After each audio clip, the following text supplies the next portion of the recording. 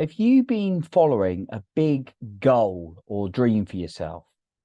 And maybe now it feels like it's not quite right. Yet you're like, how do I make it work? Well, today we're going to talk about why you should not follow your goal or dream in this case. And if you stay until the end, I'm going to give you an extra point then as well.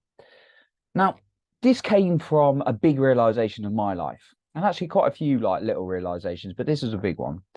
I have been wanting to be a Tony Robbins platinum partner. Now, what that means is you get to go to all his events, you get to be in this like inner circle, which is actually like still 400 or 500 members anyway. And you get to go on some great quality trips with people. Now, the way they market it and promote it at Tony Robbins events is great. I've also realized that there's teachers for me now who are more suited for my learning that aren't Tony Robbins. And I had this wristband on after my last event. I went to UPW, Unleash the Power Within with Tony. And I was like, I'm going to make this platinum thing happen, right? Even though it's like 100,000 a year, I thought I'm going to make it happen. I'll make it happen somehow, right?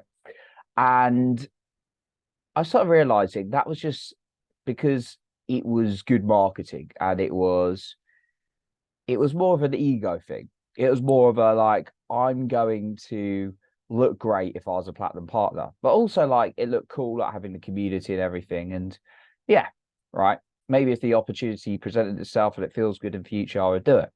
I realized though, it wasn't what my heart really wanted.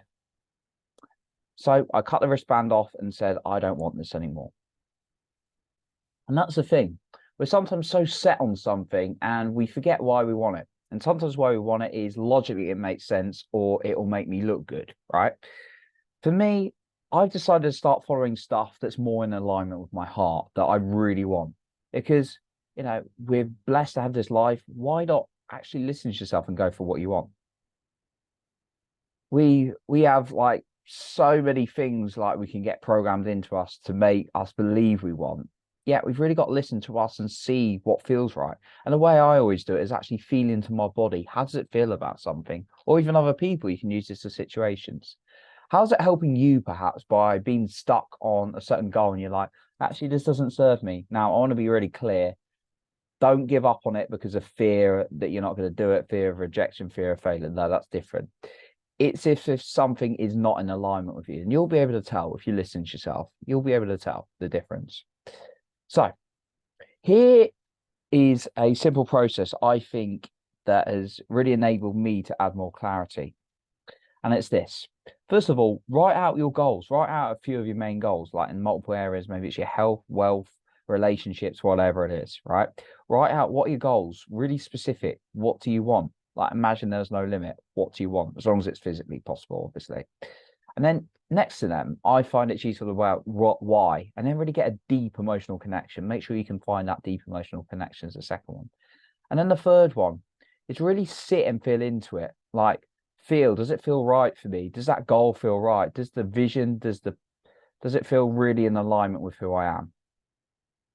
So that's the way I've really found is useful for setting goals, right?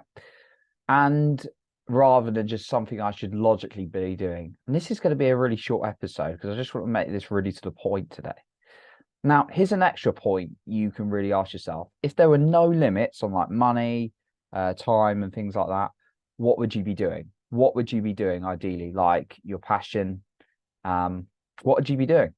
Because I always find that's a good question. What I would be doing, I'd still be making content. I'd still be making videos. I'll still be hanging around the right people in personal growth communities. So ask yourself, imagine it. What would your life be like without limitations? So that's what I've got for you today. I appreciate you for being here. You're improving other people's lives for being the best you. And remember, you're in control of your own self-esteem and confidence.